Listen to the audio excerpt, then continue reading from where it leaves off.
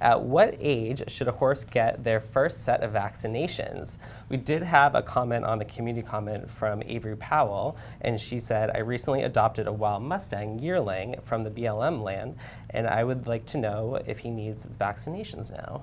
Okay.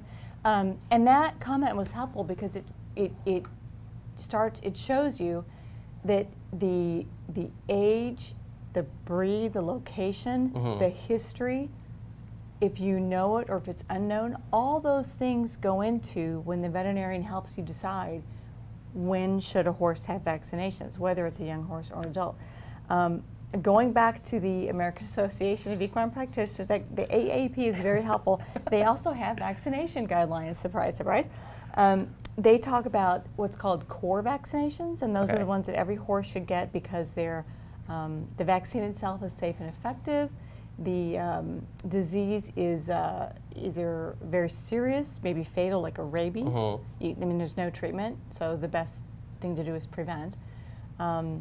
And also they're ubiquitous, like they're everywhere, and you don't. They're also not contagious between horses. Like they might be in the ground. Tetanus would be the example. Other ones on their core list are Eastern and Western sleeping sickness and West Nile virus. So those are now in all 50 states, and it doesn't really matter if you're the only horse living on a property and it's just a mosquito flying by and taking a bite, and you've got it. You don't have to leave the farm to get those. So those are the core vaccines.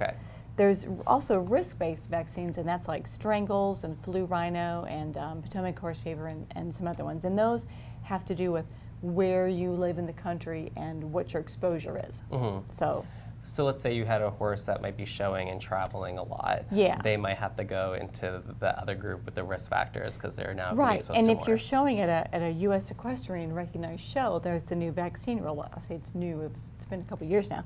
But and that rule in essence says that you must have proof that your horse has had flu and rhino vaccinations within 6 months of being on the property, or you could be asked to leave. So you do not want that to happen. You do not want that to happen. But her question gets to, I think she understands that a mare that has been vaccinated passes along antibodies to the foal in the colostrum in the first 24 to 48 hours. And so when you vaccinate the foal, if you vaccinate a foal in the first month, the maternal antibodies are going to recognize the vaccine as foreign and eat it up and say, took care of that invader, and then it didn't have time to set up an immune response in a foal. So the problem is timing the maternal antibodies going, decreasing over time below the level of protection, and then giving a vaccine such that the body develops its defenses. It takes about 2 weeks, and so when the maternal antibody dies off, the foal's own antibody is there to protect it. That's the tricky part. That is so cool. Okay, so we have to find out when the support it's getting from the mare originally is kind of dying off, so that it can then start building its own support. That sounds like something you should definitely work in your vet on. It is, and I'll hold this up, but there's a sheet for, there's 2 columns. One is if the mare is vaccinated, one is if the mare is not vaccinated. Because if the mare is not vaccinated, then you get to start, or you should start earlier with the foal, because there's not the maternal antibodies to deal with. You just have to wait till the foal's own system can begin to build antibodies. That is very, very interesting.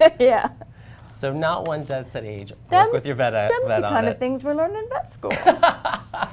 It served you well.